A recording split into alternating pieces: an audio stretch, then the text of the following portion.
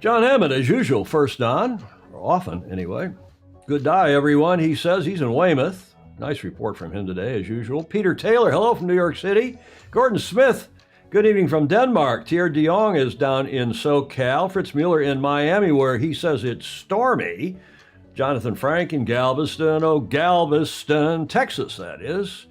Fritz Mueller, I guess, is in Italy, not in Miami. Greg Phillips from the Gold Coast of Oz. Bill Wingrove says it's raining in Tampa, Florida. Welcome to all of you. We have a special in-studio guest today, as you will have seen in the program notes.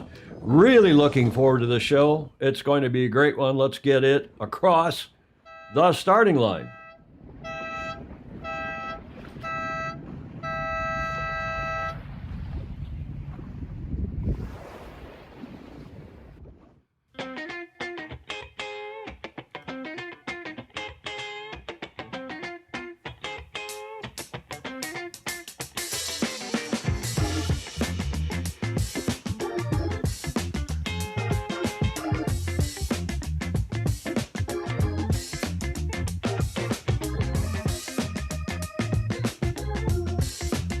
Yes, it's show number 623. Julia's looking over at me from her table like, hey, when are you going to get this thing started, Tom, you crouton? I am surrounded by croutonuses today, I swear to God. But it's going to be a great show, Julia. Welcome. I trust you are well. I am. Any hot tips? Yes.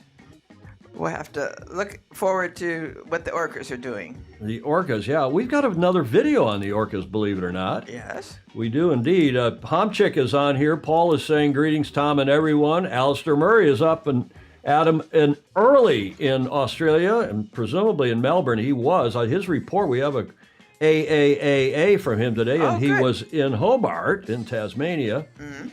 President Murray, as we should start referring to him. Julia's put a nice happy day comment. Pedro, foiling sailor, sleeping in today. Vivid light show tonight. Well, okay. Yeah. And Fritz Mueller is in Italy, where today is a special day. We'll talk about that as we go forward. And in the meantime, I am going to make one little switch here, Julia, so we can get camera 2 here at the Beach Street Yacht Club. Now, you notice we have a stool between us. The empty chair. The empty chair, the hot seat, because today we have, for the first time since the pandemic, pre-pandemic, we have a live in-studio guest. And those of you, I know it's another one of these Brits who you are very fond of. Yes, I am. Very fond of you. And Julia, if Julia looks a little dark over there, it's because we've moved her table slightly to the north. And the lighting is not 100% on her. I tried to adjust it as best I could, but that to make room for Maddie Whitfield, who is here, our Gov Cup analyst. Some call him an analyst, but same difference. I couldn't resist. And he will be joining us live here on the set in due course, but let's get into the show today. I want to thank John Burbeck, who, as most of you will remember, was with us. If you don't remember, you are Croutonic. Those of you who watched the show, either live or in replay. John was fabulous, Julia. He was. And he is leading the Orca project for the Cruising Association in the UK. And I think everyone enjoyed that and learned a lot. I certainly did. Absolutely. And his method of presentation was really good, too. Well, you would expect that of an engineer. Yes. Who is also a retired cop, a detective, so he's very methodical, but without being plotting. I mean, he was really informational, infotainment, the best kind of stuff we like here on the show, thanks to John Burbeck. Now, apropos John and his presentation on Tuesday, there's a video that's just come out, and I thank Rick Bannerell for sending this along. This was another orca attack. I'm not sure John has seen this video even, but an orca attack on the 24th of May. Mm-hmm. Again, in those same waters off Spain and Portugal. Have a look at this, courtesy of the Daily Mail. A pod of orcas severely damaged a sailing boat They had to call for help as they were sinking.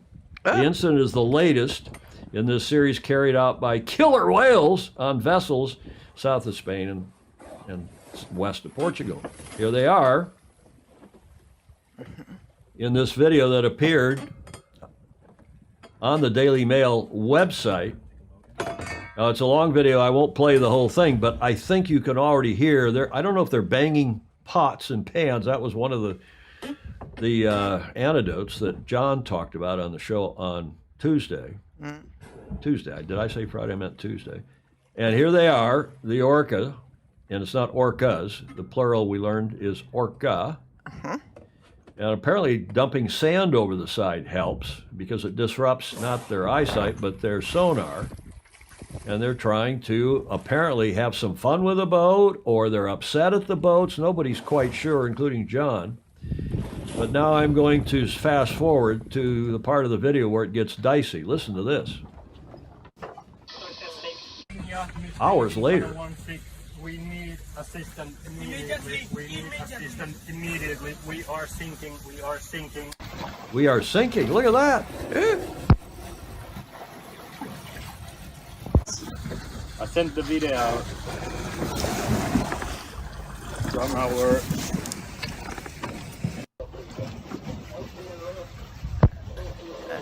Belspop is doing an amazing job. This electric one, and I got like. So they have a real problem, obviously, and I don't know if you're going to see in a moment a Coast Guard type vessel. I don't know if this is Spanish or Portuguese or otherwise that come to their rescue, try to pump them out, try to keep them from sinking.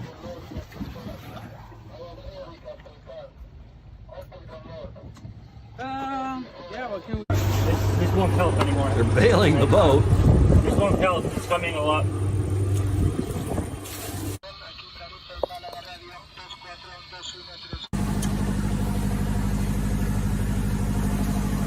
Steve Gruber saying, yeah, that orca segment was awesome. Yep. Look at this. There it is. I don't know, again, if that's Spanish or Portuguese. Salvamento. It's a salvage boat, apparently. Jody Shields has woken up saying good day. Ted Ryman down in Cape Town. Jonathan Frank. Hooray! Are the orca getting more excited as the sea level rises? Stingray's asking. Thanks again to Rick Banner, who's in Ramsey, New Jersey this weekend. Huge news coming out of Australia today. Jody Shields is saying, I wonder what that is. Gordon Smith saying John was a fantastic guest, and it was also really informing. Absolutely. Informative. Yeah. Oh my God, all the way up there. That's why I said. And Gordon Smith observing their calves. Yeah, it didn't look like full grown, at least the one that looked smaller than the other, but what do I know? Thanks to the Daily Mail, thanks to Rick Manero for sending along that video. Julia, what do you think? I am thinking about the article. It was in this morning's Yeah, tell me Chronicle. about that. You were saying during when you first got down here. Yeah, they're active in the coast of California right now. The orca? Yeah. Okay, well, you better keep an eye on your rudders if you're going. There's the California, the coastal 600 or the California 300 is something's going on, an offshore race here. Julie Aarons is checking in Cleveland, where hopefully there aren't any orca in Lake Erie. Hello, Fozy. Good that there were some boats nearby. Yeah, indeed. Indeed. So thanks again to the Daily Mail for that video. And let's move ahead here. Do you know, Julia, what day, in fact, Fritz Mueller was referring to it, what day it is today in a famously good yachting nation? Here's your first clue. The tricolore. Yes. Today is Republic Day in Italy. June 2nd is the day. Apparently there was an election after post-World War II when they decided whether to kick the monarchy out or not, which they did, and established a republic in Italy. And they celebrate June 2nd as their Republic Day. It's a bit of a deal every year. Here's the video. Today, I guess I have to voice this. Today is Republic Day in Italy that celebrate all things Italian. Here are some interesting facts about Italy. Rome, Italy's capital, was founded on 21 April 753 BC. That makes the city more than 2,700 years old. Vatican City, as you will all know, in Rome is the smallest country in the world. Italy has 51 UNESCO World Heritage Sites, the most of any country. Margherita pizza was named after, I didn't know this, Queen Margherita of Savoy when she visited Naples in 1889. Pasta is said to have arrived in Sicily with Arab traders in the 9th century, though it wasn't served with its classic companion, tomato sauce. You say tomato or tomato? Until later, the fork you, became popular in Italy before any other European country has allowed Italians to eat spaghetti more easily. Italy is the world's largest wine exporter, not France. Founded in Siena in 1472, Banca Monte dei Paschi is one of the oldest. Around $3,000 of change is thrown into the Trevi fountain every day. The money is collected and donated to charity. The highest point in Europe is in Italy, or so the Italians say, Monte Bianco, 15,771 feet, or so the Italians say, because I've done a little research. And in addition to those other interesting facts is this fact that there's been a dispute over Mont Blanc as the I never heard it called Monte Bianco, but then what do I know?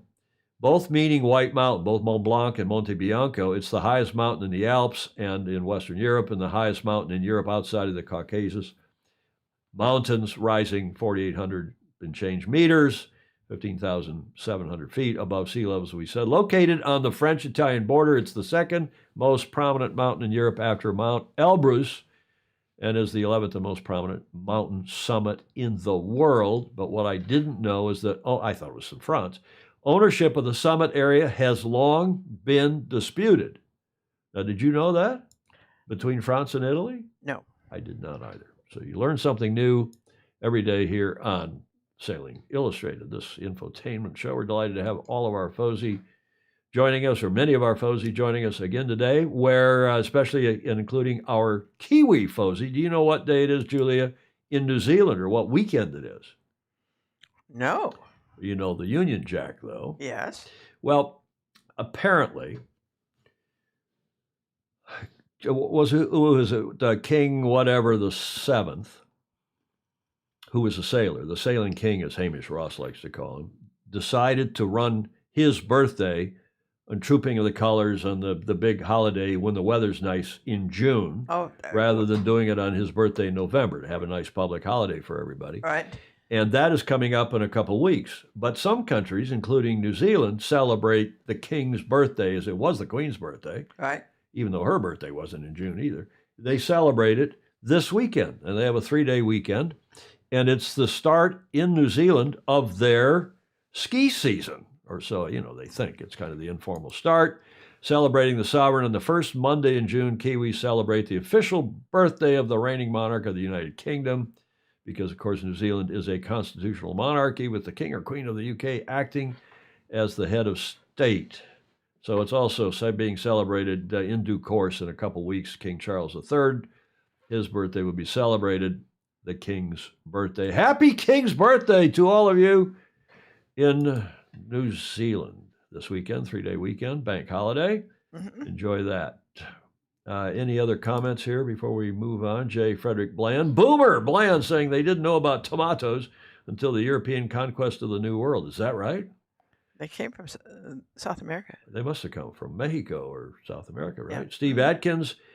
Aboard the ferry to Orient Point, New York, to pick up a Shelter Island 38 for the delivery back to Madison Beach. So he's going across Long Island Sound from Connecticut side over to Long Island, to then go back to his club, Madison Beach Yacht Club, where he was the Commodore some years ago.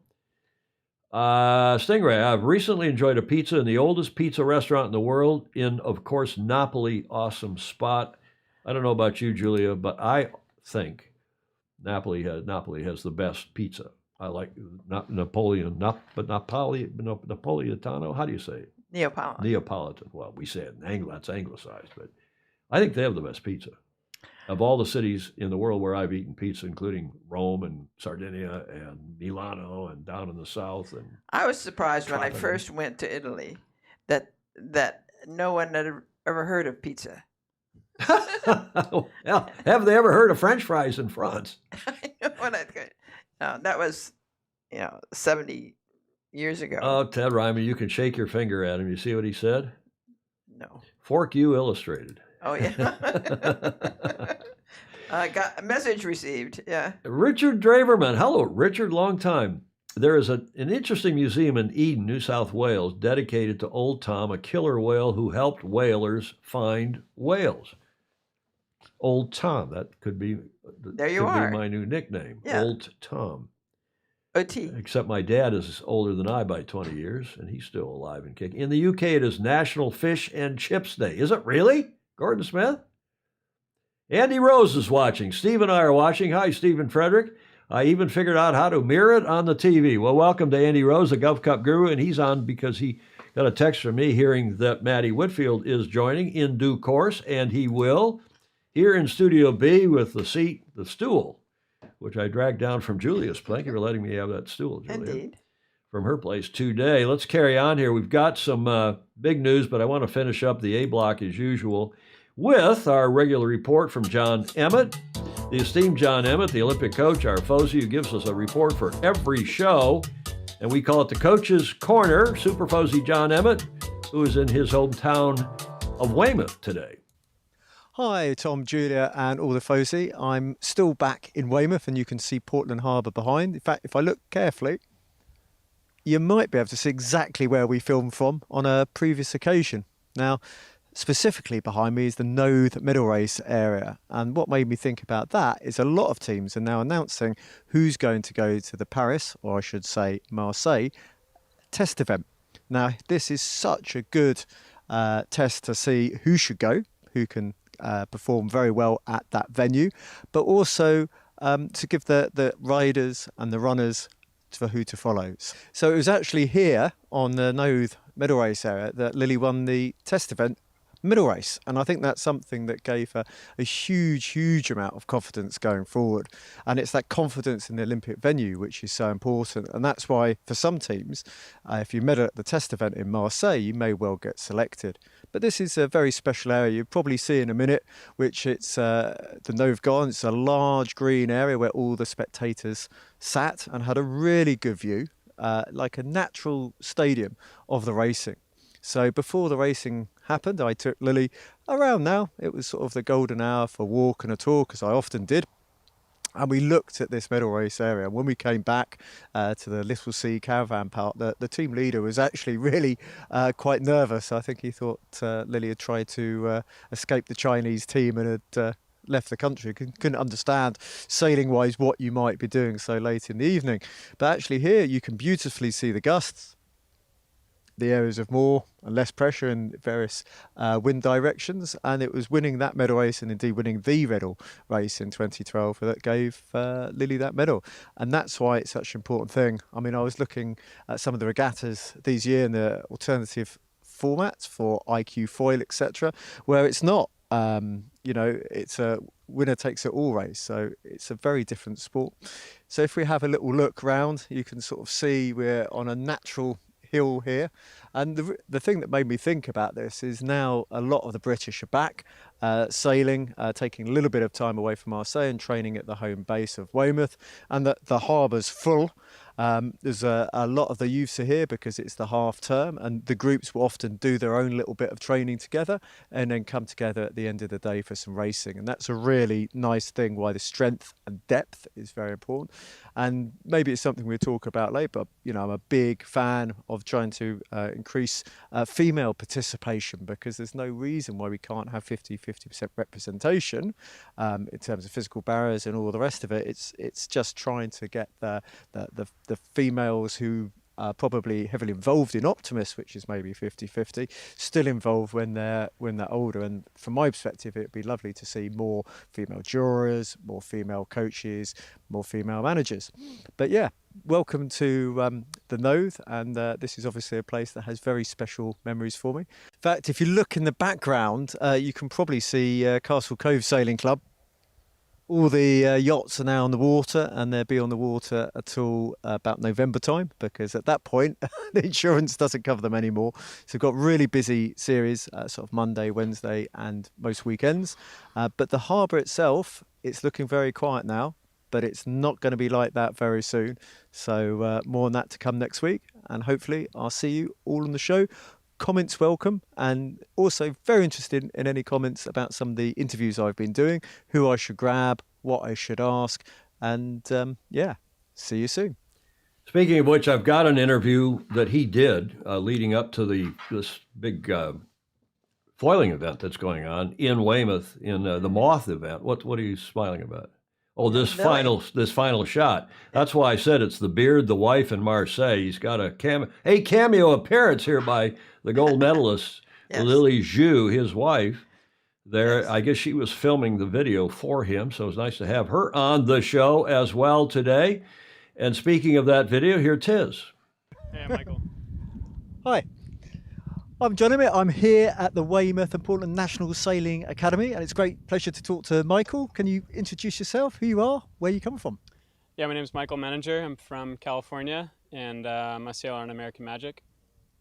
Awesome. I didn't know that. This is literally the first time we've met. Yeah. Walking around the boat park, it's getting busier and busier. People are turning up, and you know, there's definitely some advantage to turning up early, eh? Yeah, I showed up on the 21st, and then I had to go to Barcelona for a couple days, so I flew in. I can guess what you're doing there now. Yeah, and I flew back in today, so just rigging up and go for an afternoon sail. Awesome. Well, you know, we've laid on the conditions for you. Every regatta you go to, they say it's not normally like this. And to be honest, May, June, Easterlies, not normally like this. I don't know if you guys are going to get up early in the morning. But the AC, that's so interesting. Please tell us a bit more sailing background. Like my background? Yeah, so I've been sailing professionally since 2013. I did the Youth America's Cup in San Francisco, and then after that, I've been kind of pro sailing ever since. And lucky enough to get the nod up to American Magic about a year and a half ago, and it's been a really fun experience. That makes several people I know on that boat, my generation, you know, with Paul Goodison and all the rest of it. It's a very, very small world, and it's nice to see so many of you people coming to Weymouth. So what's the setup here? With the Moths, there's so many top sailors doing it. I mean, I can't even count. Yeah. I mean, for me, it's all about a learning experience. This is my first ever Moth regatta, so I bought a Moth about a year ago, and just in the pursuit of learning more about foiling. And I think there are some crossovers between the America's Cup boats, just in terms of hydrofoiling knowledge. So I'm really happy to be here, and it's a lovely class with wonderful people, and I'm just happy to be a part of it.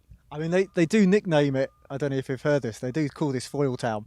Foil Town? Yeah, I can see why. I've been here just once before in 2006, and the weather actually wasn't so different, but it's good to be back, and it's such a good venue for these boats. I mean, it's back. The June of the 2012 Olympic Games was the wettest June we ever had, or since records happen. I think a lot of people have held that against us, but you know, it's a really good place to sail, and sometimes I feel I'm one of the only water pushers out there.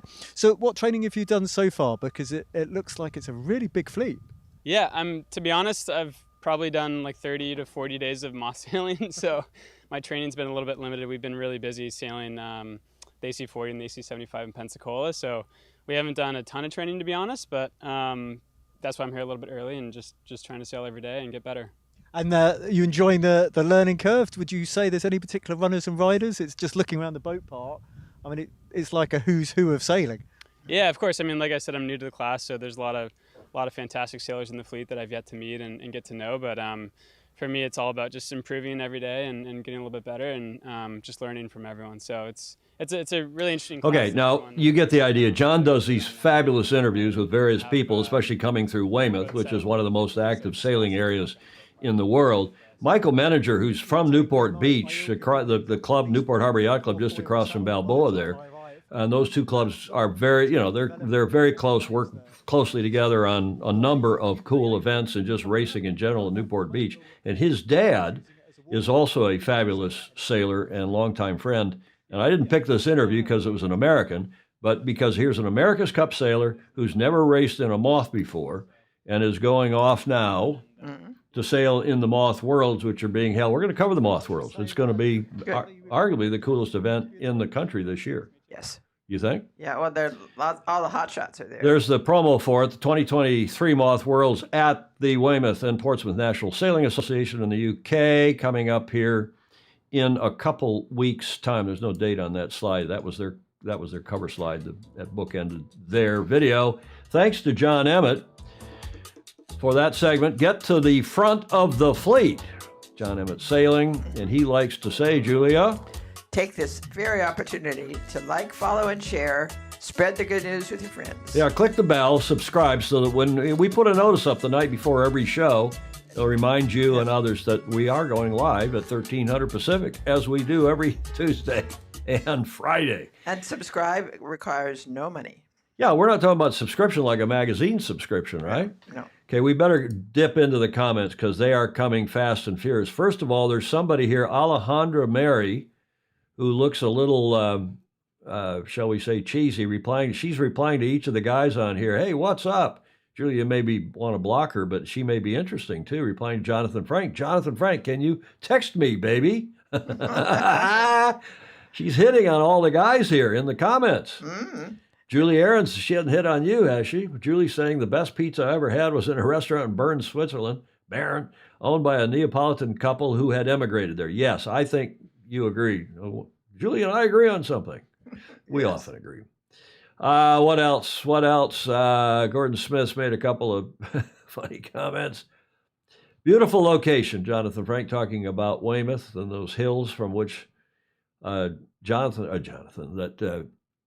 Emmett has done a couple of reports. The Finn Masters is just wrapping up. They I don't think, got any races today, right, James Bland? And I've got a video, but it was too late to stick it in the show. I'll run it on Tuesday.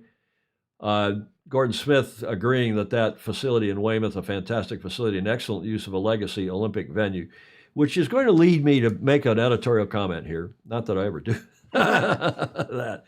One hears that there's a big push in Southern California, not among those in Long Beach, but outside of Long Beach, to move the Yachting Olympics 2028 from Long Beach up to San Pedro, or San Pedro, as the Angelinos would say. Why would you do that? Well, exactly. And apparently Russell is going to run his SailGP event there, up there, not in Long Beach. But bloody hell, the U.S. sailing, if they let that happen, Long Beach put on such a fabulous regatta in 1984. Right. And Long Beach is such a fantastic sailing area, reliable afternoon sea breeze, yada, yada, yada, that in the middle of the summer. And if that regatta gets moved up there by the prison and the other end of the harbor, and apparently the L.A. harbor has got some money and is trying to You don't move want it to do up that. there. And exactly, Julie, it's not correct. Mm-mm. So those of you in SoCal that are maybe hearing about this for the first time, and by the way, the vice president of U.S. Sailing is a past commodore of the L.A. Yacht Club, which is up there front and center in that part of things. So I don't know if that has anything to do with it or not. The Olympics should be in Long Beach. U.S. Sailing should have long since set up a sailing center, training center in Long Beach, and invited all the other countries to come in and start training there for 2028. Right. Tell me if I'm wrong in the comments, any of you. Croutonicism. As I told you, Julie, I'm surrounded by croutonicism today. I'm not going to talk about your grocery delivery that came at 6:45 this morning. Wait. Good morning. I haven't even You know told what? you the whole story. You know what I thought it was? I thought it was your morning lady who comes usually about 8. Yeah. I thought, okay, she's here early for some reason. Yeah. So I go out, not in my bathrobe. I go out in my boxer briefs and T-shirt, thinking it's your morning lady. She She we're all knows you family. well. And it's some delivery boy from Safeway with your groceries. And he's wondering, who is this old fart coming out and greeting me in his underwear and T-shirt? Well, they weren't supposed to be delivered until 7:30. So I'm telling you, if I offended him, I'm sorry. You might have been excited. Yeah, I doubt it. I'm too old. Hey, this is the breaking news. This is cool news. Announced a couple days, actually yesterday. Not only that the SailGP, of course, is in 2 weeks' time in Chicago. By the way, it is Friday, Saturday. The dates, there's conflicting dates on the internet on various websites. The ticket sellers, one of them's got the dates wrong, 17, 18, but it's actually apparently Friday the 16th. Mm. Is that right? Yeah, 14 days' time, and Saturday the 17th. But Bravo Zulu, this is the main news here, is that the 10th team has been announced, and some of you thought it was Italy, some of you thought it was Germany. And I'll tell you, Danielle Grun over in Augsburg is really excited about this, that for season 4, the 10th team joining in Chicago in 2 weeks' time is Team GER. That's terrific. And here's the video. Coming up 5 degrees. I'm pushing down.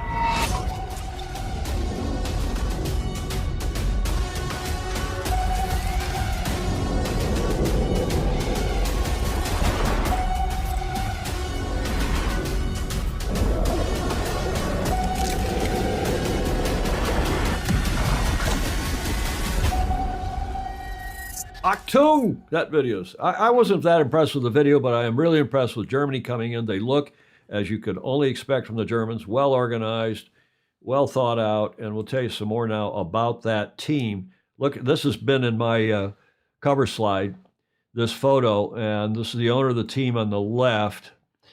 And bloody hell, why do they call him the driver? Why don't we just say the skipper of the new Germany or the helmsman? But the skipper of the new German SailGP team, Eric Heil, has said he, quote, couldn't resist joining the Global Racing League of SailGP, highlighting the league's pairing of the best sailors and the fastest boats in the world. Why are you looking askance? Me? Yeah, you looked like you were rolling your eyes over there. Okay, I just wanted to check. Everybody has the best. Yeah, exactly. Germany was unveiled as the latest nation to join SailGP's world-class lineup of racing talent, which is true. Just weeks ahead of the start of Season 4 in Chicago, the fledgling team will be driven by double Olympic bronze medalist Eric Heil, while double Olympic champion Kahina Kunze, who's there in the middle, fourth from the left. She's also fourth from the right. In the middle, Kahina Kunze will step into the role of strategist. The rest of the crew are yet to be announced. Now, you see the guy in the headband, Julia? Yep. You see this guy? You know Yep. who that is? Nope. I bet you there's a lot of people on here who know who that is. Does that help get a better look of him, of him? That is the famous Formula One pilot, four-time Formula One world champion Sebastian Vettel, is putting his drive, no pun intended, I'm sure, that's not my writing, from SailGP, into SailGP's expansion team. I like that, expansion team. Sounds like one of our professional leagues here in the States. Out of Germany. The German boat will join the fourth season of SailGP, which starts in Chicago on June 17th, meaning 10 teams will now be involved in the Global League. Vettel, who's not poor, is a co-investor in the franchise. I like franchise. I like it. Alongside team owner Thomas Riedel, who is president of a leading communications company that bears his name. Oh, that's good. So they're sorted. They look like they're well sorted. And here's a nice quick interview with their skipper, with Eric Heil. Before you were always meeting the people, the heroes of any Olympic class. You saw it from far away. And in the SailGP, we have all these heroes together in one discipline. You have the best boats with the best sailors together, so this is maybe the most exciting thing. We were still planning for a couple of months before and select characters, but for sure we have to develop characters as well over time. And we have now about 6 Olympic medals on the boat, so looks like a good start for the beginning. And we expect to have the fastest progress we can have, a steep learning curve, and this is our goal for the beginning, for sure. So Bravo Zulu, I don't know Eric, I don't think I do, but he sounds like a bright guy, and he's obviously a hell of a good sailor, as is Kahina Kunze. Bravo Zulu to them, Bravo Zulu to Russell and co, as we now have a 10th team, as promised. Those of you who thought it was going to be one of these, what's the term of art, owned by the fans and owned by, everybody, like the Green Bay Packers are, Julie, you throw in a couple bucks and become a shareholder of the Green Bay Packers. It's kind of fan owned. There's a term of art for that. Matty Winfield will probably know that. And speaking of Matt, maybe we can get him in here because we're ready for this Gov Cup segment. Matty's out in the grill room here at the Beach Street Yacht Club, and he is going to fill the hot seat. Come on in, Matt. Here he is. We'll go to watch him come in. You want to close the door behind you, please? Thank you. And our first live studio guest since before the pandemic. I know. Pre-pandemic, he is our co-commentator with Andy Rose and myself for the Governor's Cup. coming on for, I don't know how many years now. Is this your second or third year doing commentary at yeah, this will be my second year doing commentary at Gov Cup. Yeah, because previously I haven't been able to get over with COVID and all the travel restrictions. Yeah, hold it right up there close. Good. Well, it's great to have you here. Before we do a couple of videos and a couple shots about Gov Cup, what brings you to San Francisco? Yeah, so this weekend I'm sailing in a US Match Race Championships qualifier at the St. Francis Yacht Club. So it's a Saturday-Sunday event. So I flew down working from the yacht club here, and then excited to get sailing in some decent breeze this next couple of days. Forecast to be 17 to 20 knots both days, which is US Match Racing Championship, a qualifier. Yes. For the Prince of Wales Bowl. Yes, which is in Rochester in September. Rochester, New York on Lake Ontario. Correct. All right. So you're now living in, show us your sweatshirt. Yeah, so I'm living in Seattle, so it's a pretty short flight down, maybe 650, 700 miles. So yeah, very easy, like 90 minutes, easy. Where in the UK are you from originally?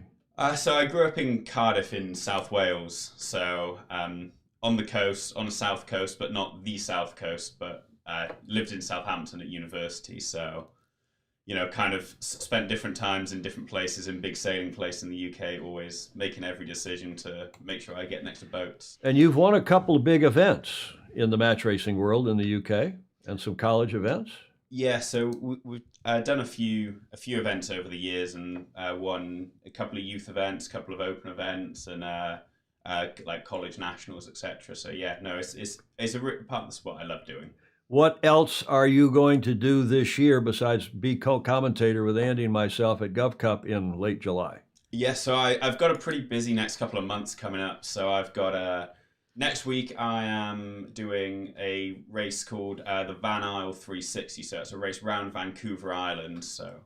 So heading from so I'm going to fly into the north end and then come down at hopefully in 20 knots of breeze the whole way down, all the way down to Victoria, and then I'm also going to do round the island and back in the UK with my family, and a J70 Euro Cup in July. So quite a lot of different traveling, a lot of fun, and yeah, hopefully my bosses don't find out too much. And speaking of bosses, what are you doing? And I know Julia, the old headhunter that she is, the veteran, I shouldn't say old, the veteran headhunter that she is, going to ask you about what you're doing. Yeah, so in terms of job, I work for a commercial real estate firm up in Seattle. So we do a lot of work with a lot of land and apartments up in Washington State. So it's a lot of fun, learn a lot, spend a lot of time with good people who are all sportsmen themselves. The commercial real estate business right now is a bit dodgy, isn't it? Half the offices are empty here in San Francisco and apparently in New York. Yeah, luckily we don't do anything to do with office or or retail. So no, we're on the apartments and residential side. So people always need places to live. So it's slower than we'd like, but there's definitely optimism and there's a path through just with such an asymmetric supply demand. Is it true that you're living in Seattle because that's where your girlfriend works and lives? I actually had my job there first, so. Oh, you did?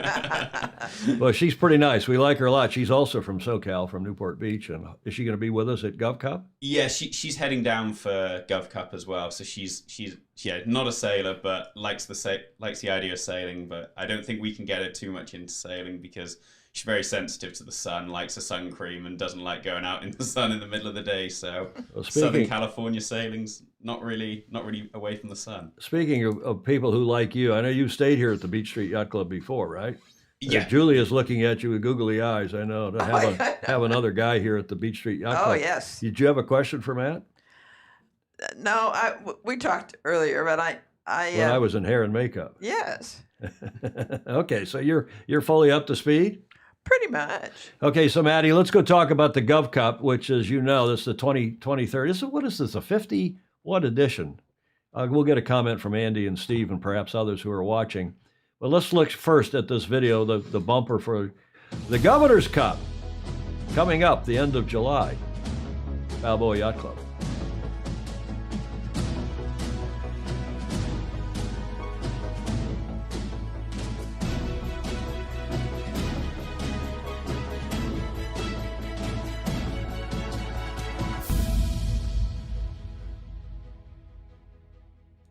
I like that bumper. You can see it playing here on the big monitor, and it's always exciting. It's so much fun. There's so much energy at the club. Julia knows I get all energized before I go down there. I'm exhausted when we get back because Andy works me so hard. Yeah. He just told us that it's the 56th. 56th. And it's, we do something like 10 live shows, starting with Andy's Monday night roasting of the team. And you, as a veteran of the Gov Cup, what did you think of being roasted by Andrew? Oh, so the first year we did it, we didn't know it existed. So that's kind of like being thrown into the fire. But yeah, it's a great way because it means that you meet a lot of the, like, outside of just the roasting with Andy, which I'm not going to give too much away because I know Andy likes to claim that he wins. So we don't want to prep people too much. But the great thing about it is that because people hear a bit about you before, you go around the yacht club afterwards talking to a lot of the members, and they have something to talk to you to rather than, oh, you go sailing, I go sailing. There's a bit more of a camaraderie, and I think that's kind of the big thing with Gov Cup is that it's the whole yacht club is involved in it. It's not just a segment of 5 people. It's an army. Exactly. Julia?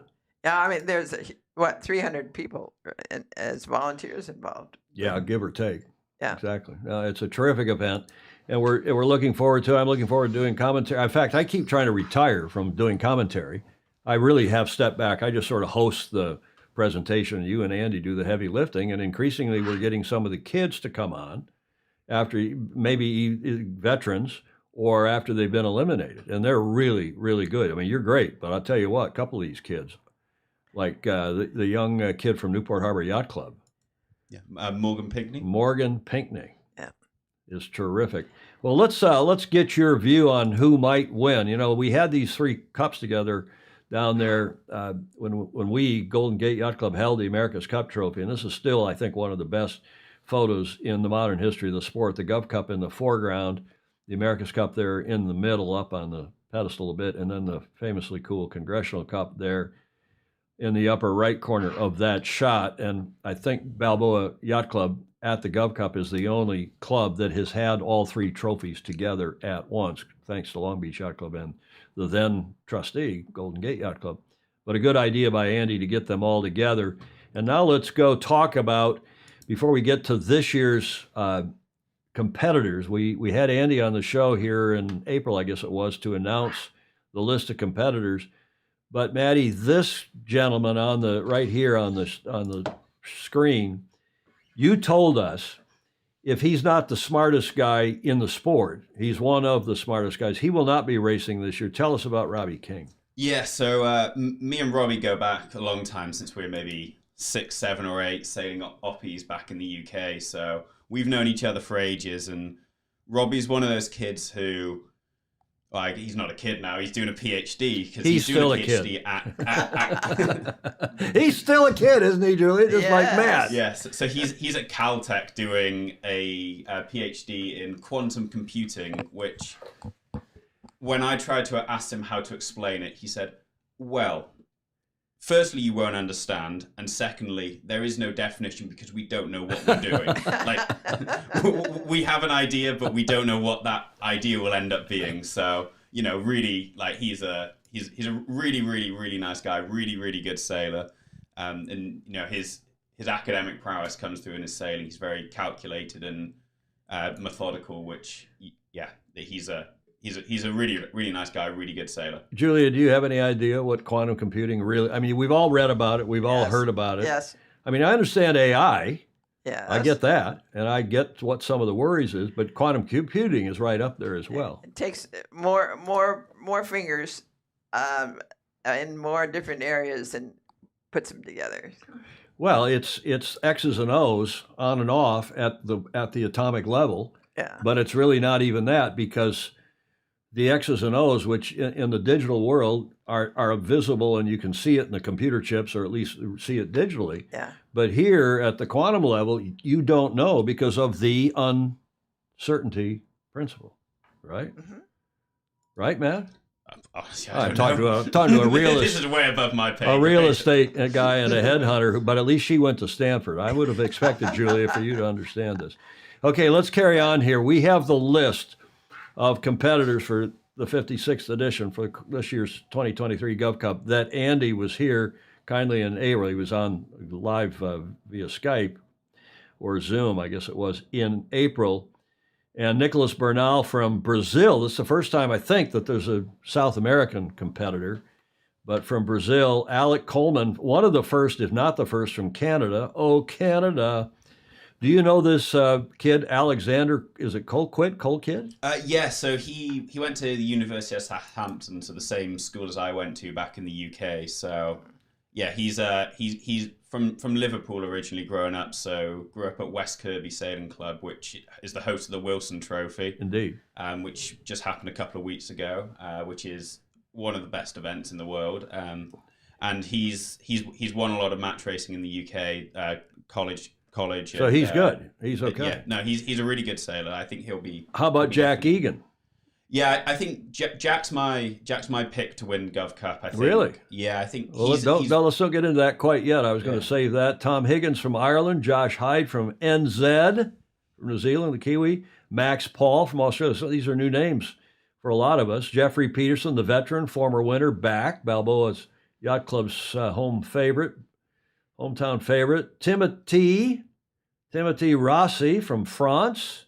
Timotei, I guess it is, Rossi. Cole Tapper back from Western Australia, Royal Perth Yacht Club. Marcello Torre, another Australian. Is Cole Tapper from, one of those guys is from WA. Maybe it's Marcello Torre. Marcello's from Perth. Yeah. And then CYC. maybe Andy, Julia, if you look, see if Andy gives, I think the Rose Cup's not for a couple more weeks. And the Rose Cup winner will qualify unless it's somebody who's already qualified via the college. I can't remember exactly how that works, but Julia will watch for any comments. But it could be a couple of different kids who are back as veterans for this one. So your pick out of these gentlemen?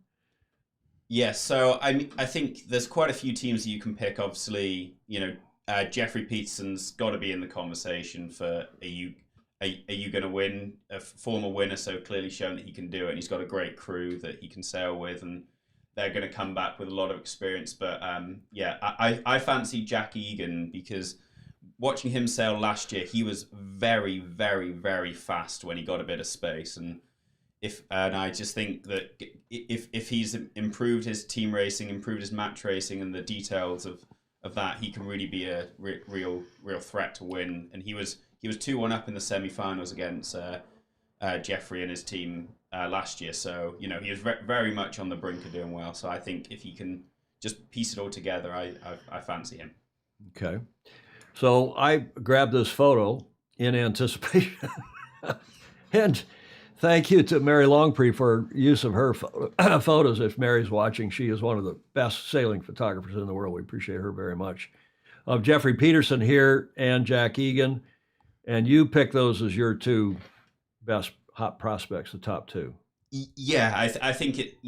Jeffrey's experience won the game before, and we know he can do it. And then I think Jack's just got the ace that he's always going to be fast. So okay, who of the non-Americans? Those are both Americans, and of course, Morgan Pinckney ends up as the Rose Cup winner, and he's one of two probably likely winners. Who of the non-Americans do you think will top this list? Get into the semis anyway. Yeah, I think it's one of those things which you can make an argument for every single skipper that they've got a strength, but I think I'd have to go with Cole Tapper and his team. I think that they down anyone coming from the CY is going to be a really strong team. They're really going to be on the pace, on the tactics. So Cole and his brother are CYCA. So they're from CYC. They're from Sydney. Yeah, so and he's been before. He knows the boats. They made a few mistakes last year that they really discussed and made sure that they don't do again. And if they are able to put that in, I think they'd be a real strong candidate.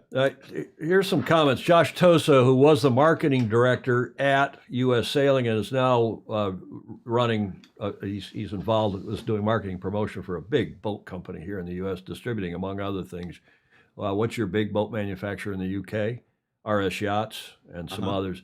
And Toso's on here. Hi, Josh. Jack Egan currently sailing really well at college nationals. In fact, he did some commentary I saw for the college nationals. Jack Egan currently sailing really well at College Nationals, where Josh Tozo is. He sent me a note earlier this morning, and has his Yale Bulldogs fighting for second place at Open Fleet Nationals with 10 minutes left before racing cutoff at 5 p.m. Wow. Eastern. Yeah, it's just 2 p.m. here.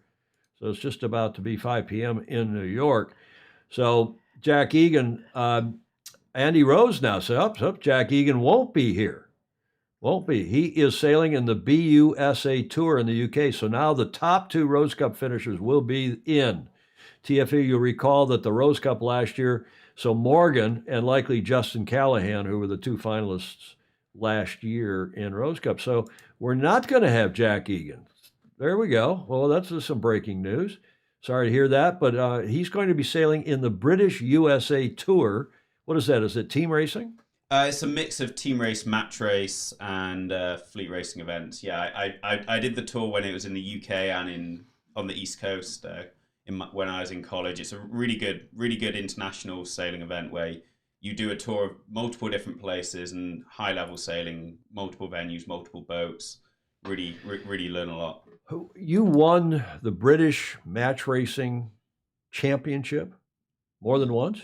The youth and the college one. I've always done really bad at the. Oh, you haven't done the national one. I've never done well there. I always find a way to lose somehow. Didn't Jeffrey Peterson crew for you? Yes, Jeffrey crewed for me at one of them. Yeah. And is it true you have Christophe Chalmant coming to crew for you this weekend here at St. Francis? Yeah, we do. We have the King of Texas coming out. The King of Texas, Julia. Yes. And he's crashing. He's couch surfing. Yeah, he's surfing. on a late night flight out. Yeah, so he should be here later on. Well, maybe we'll get Andy Rose to come up and meet us at the St. Fancy tonight, because we'll probably drag you guys over there for a final at, sometime later tonight. Yeah, and Andy can hop on a plane straight away.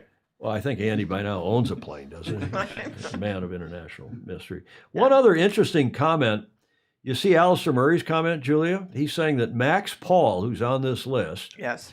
Max Paul from Australia. What club is Max Paul from? Do we know? He's listed as the squadron, so the Royal Sydney Yacht Royal Squadron. Sydney Yacht Squadron.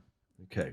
Well, Alistair Murray, the president of Australian Sailing, who we've got he does a segment for us every now and then called Alistair's Awesome Aussie Anecdote. We've got one from him today.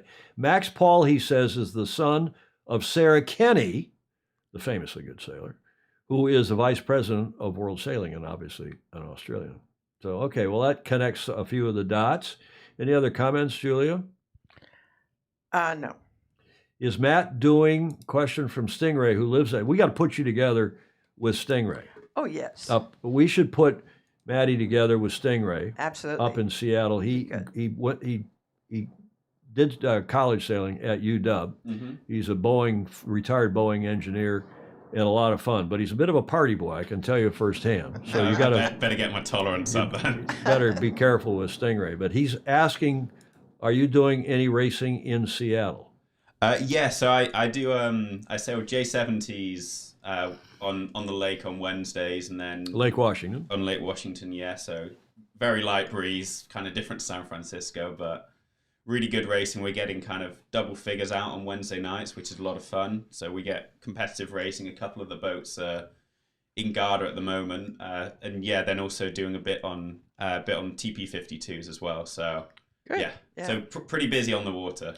Julie, anything else for our esteemed guest, our first in-studio guest since pre-pandemic?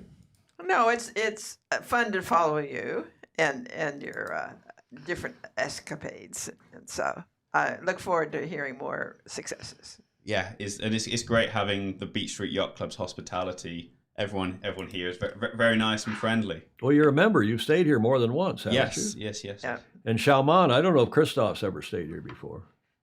But we'll. I think he has once. We'll make him a member tonight if he can sing. He has to. What, Julia? What is the initiation fee? You're the Commodore. Oh yes, initiation fee is singing a song of your choice. And play and donating a bottle. Oh yes, of your choice. Bottle. Mm-hmm. By the way, Julia, I asked Matt what his drink of choice is. Yes. You can tell, Julia. guess. Whatever's open. Now that you said dark and stormy. Yeah, I'm a loyal sailor. I like dark and stormies and rum and coke. So Okay, we'll see if we can. as Andy can attest to. Can we figure that out for him? Sure. Okay, we have some rum here, but I don't know. In fact, I may have your old Mount Gay rum still down here. That's a sipper. That's a sipper. Yeah, extra old. Maddie, thank you very much for joining us. It's great to have an in-studio guest again, Matt Whitfield, who is with us for the first time in a long time on the show, right? Yeah, no, it's been a while. Yeah, feel like everything seems to take longer than you think it might be 18 months, and then you realize it's 4 or 5 years or something a long time. Well, especially with the pandemic, right? Yeah. Okay. Yeah, no, thank you very much for having me, guys. We appreciate you coming on very much. Indeed. Great to see you. Yeah. Okay, Matt Whitfield with us here live in studio, and he's got some work to do, so we'll let him go. Matty, thank you again. Bravo Zulu. Yes. As he now that that was a lot of fun. We should have had him in the show the whole time. He probably could have commented on a lot of these things. Yes. Why didn't you? Well, he texted me. You talk about a day of Croutonicism. I knew he was coming. Yeah. I knew he was going to stay here at the Beach Street Yacht Club, and I'd long ago said, Of course he could do that. Yeah. And then he texted me this morning. He said, "Well, I'll be down there at 11 o'clock this morning." I said, "Well, okay." I'm laying in bed. This is before I got out there in my boxer briefs and T-shirt to let your Safeway delivery boy into your front door. And I said, "Well, why don't you come on the show?" Yeah. "Oh, well, I guess I could do that." And then I hear from Chris. He says, "Oh, by the way, Christophe Chamont needs a place to stay." So you wonder why I was a bit wound up this morning. I was surrounded by Croutonicism, plus trying to get this show on the air, which is never easy. But thanks to all of you, it happened. And we even got a seat and a microphone and headset and ready to go. Okay, enough of all that. Let's get to our next segment, which is the Ocean Race. Leg 6 starts this coming Thursday, June 8th. The inshore race is on Wednesday the 7th. You'll be wanting to know what's going on with those two boats that have had problems. Well, here is Guyot Environment. As you know, they have been questionable. They were on a ship, and in fact, they didn't make it to Newport. Remember that? Yep. Didn't make it to Newport, so they went to Halifax. They got on a ship, and our Fozy Andrew Pindar, who runs the shipping company that supports the Ocean Race, Pindar and Co. helped get that boat to, where did they end up? But in any event, they're now in Kiel. They went to Halifax first because they couldn't make it to Newport. They broke their rig and they had to, jury rig and get it. They went straight up to Halifax. They got on a ship, went to Kiel, and they're now in Kiel, Germany. And they announced today that they will, in fact, race legs 6 and 7, but it ain't going to be easy because after the dismasting near the American coast, the arrival at the port in Halifax, Canada, and the shipping of the yacht to Europe, the team's further participation in the Ocean Race was, to say the least, uncertain. Logistics, boat building, and finances had to be brought together. We told you on Tuesday they had the collection plate out. There were days of ups and downs, moments of emotional U-turns, and a constant change of yes and no. But now it is clear Guyot Environment Team Europe will continue the adventure of this around the world race. The boat is in Kiel at the Knierim Yard, the shipyard, and the tech team and 10 international boat building experts are working day and night on the hull, mast, foils, and rudder. The logistical problems have been solved with the assistance of GAC Pindar, GAC Pindar. Yes. And the final gap has been bridged thanks to common support and solidarity of many race stakeholders. The plan is we're coming to Aarhus, tackling legs 6 and 7 in TOR. I don't know how they're getting, presumably they're not going over the roads. Presumably they're going to be shipped from Kiel. They don't have a lot of time. This race, import race, is next Wednesday. It's now Friday. Yeah. So if they're going to, and the boat's still in Kiel, okay, it's not that far, but, it's still a mission. It is a mission. This is a quote from their skipper. Special thanks go to Biotherm, who showed unmatched solidarity and sporting spirit in providing what we needed most. The 11th hour racing team pulled out all the stops to help us acquire their spare mast on very favorable terms. I hope they don't lose their rig now, their other rig. Yeah. Team Wholesome PRB too contributed to help get us there, but the truth is all of our friends on teams that we normally compete against pulled together to see us have this opportunity to be back on the start line in Aarhus. And none of this would have been possible without the leadership and contributions of the Ocean Race Organization. That's okay, so nice. nice sentiments. One more from Benjamin Dutrow. He summarized, quote, "But here we are, the pieces of the puzzle have been put together and we've given the go. We're going to have to fight even harder over the next few days to pull off this commando mission and make it to the start in Aarhus, but we're more determined than ever."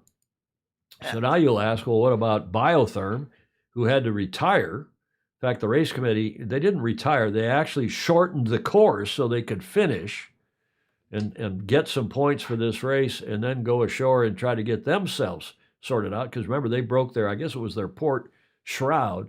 Well, today's race report has that story on Biotherm, who were, when we told you on Tuesday's show, there were some 550 nautical miles from the finish line. Right. And here's the report. So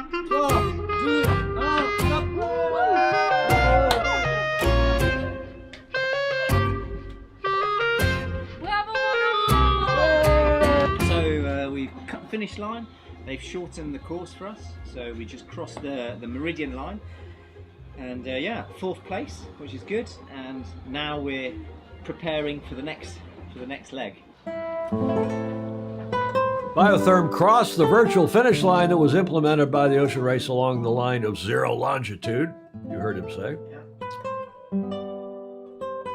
Beautiful drone shot, eh? From the boat. That's the boat's drone. The boat has now entered the Norwegian port of, well, Kristiansand, and they are going to make their way as well to Aarhus. And they've apparently gotten a shroud there. The team are focused on getting back to sea and getting the boat to the stopover in Aarhus, Denmark, and rejoining the fleet. In my head, the finishing line is in Aarhus because it's a race, so we need to reach Aarhus and it's not finished. Paul Mielhaupt. The idea is to keep, to stay focused, and in Aarhus we just relax and say, okay, now we just success of this bigger challenge, a new challenge of Ocean Race, but we are still in the race and happy with a good spirit in the team and be able to receive our guest, our sponsor in Aarhus to do the import and program, so that's good news. Got to satisfy those sponsors. Yes. I love their commitment. Their commitment, indeed. We do love their commitment, and the Ocean Race is helping out. The other teams are helping out, which is, makes you feel good about our sport, about everything that goes on in certain events. Right. Speaking of making you feel good, this was an interesting, long interview in Tip and Shaft today. That is that free French newsletter that comes out every Friday in your email. Subscribe to it. I commend it, as I do often on the show. They interviewed Pascal Bidigary, one of France's most esteemed and famous offshore sailors, and interviewed him, and they switched in due course after talking about other things, Vendée and so on. Quote Kevin, meaning the skipper of Wholesome PRB, "Kevin must strike a blow on the next leg. You obviously watch what is happening on the Ocean Race. What is your feeling about the race? First thing, we had a boat that dominated everything." This is the Diggory saying, Wholesome PRB, whereas on the other hand, it was a disaster for 11th hour at the end of the third leg when they broke their rig. But finally, the balance of power was reversed. Kevin Escoffier was unlucky breaking his mast, but 11th hour have done a good job of getting back into the game, they've won now 2 legs in a row. Now that they're a point behind, that is Wholesome PRB, it's going to be interesting to see their ability to bounce back. And Kevin needs to hit the next leg hard, otherwise it's going to be hard for them, especially as in the event of a tie, he, meaning Wholesome PRB, is behind on the import classification, which breaks the tie, those import races, the cumulative scores, if in fact there's a tie at the end of the leg, 7, and so on. So we told you about the record-breaking runs, first of 11th Hour and then a Wholesome PRB, and then finally of Boris Herman's Malizia, who have set a new monohull, if you can call these boats monohulls, they're obviously foil-assisted, set that record 641.13 nautical miles in 24 hours, Team Malizia. And Pascal also commented about that in this interview, which I thought all of you would find quite interesting. So they asked him, the 24-hour record has been beaten several times. Is that a surprise for you? And he said, breaking the Comanche monohull record with 640 miles in 24 hours is impressive, but it is not so much as a surprise that they do it on this leg. On the Atlantic, if you have a good depression and the Gulf Stream pushing you, good point, with a sea that is super flat, you can go super fast. The problem with the IMOCA, the IMOCA 60, is that it becomes complicated as soon as there are a few wavelets. Isn't that interesting? Yeah, exactly. Now we have seen that the hulls make it easier to go through the sea with a little more rocker. And I guess you all know what rocker is. That's, the canoe body of the boat is, instead of being flat or like a scow, it has a little more rocker to it. And that's apparently what's been the trend. I admit that the first time I saw Malizia at the dock, at the pontoon, I didn't think it was going to be a rocket ship. But between their seafoils that they got from Sam Davies, which provides stability at high speed downwind and rough seas, and his hull, the rocker in the hull, we can see that it all works. It is more difficult for stretched hulls like Kevin's, like Wholesome PRB. There is a happy medium to be found. These IMOCAs are compromised boats. If your boat does go well up and down the Atlantic, it will also be difficult to win the Vendée Globe. So some pretty interesting analysis there. Yeah. Julia. What do you think? I'm anxious to see how it works out. Graham Sweeney says, I'm still not convinced about these yachts. Their stress and fatigue loads in open ocean make these yachts unraceable, and those in port races are totally cretonic for a vessel designed to chew up the miles, not skim around the cans. Exactly. So Pindar has said, Andrew's just joined us, and we appreciate all that he is doing and his company is doing. Steve Gruber's made a couple of interesting comments, as he always does. Pindar's at home in Scarbados, in Scarborough, on the east coast of the UK. He said, just home from a concert. Have I missed a bunch? Well, we were asking, I wonder if Andrew knows, if he can comment how they're going to get the boat from Kiel. I pinged him earlier today, how they get the boat from Kiel down to Aarhus, presumably not over the roads. That would just be too, those roads are narrow and it's tough. You got to put it on a ship from Kiel, I assume. One only knows. Now here, talking about these drone videos, I don't know I'll play this whole thing, but it is on the Ocean Race YouTube channel, I should say. And this is a compilation of drone shots from the boats, obviously, during the leg across the Atlantic. And I know you all enjoy this. I'll let you enjoy it without any more gas bagging from me, at least for a couple minutes.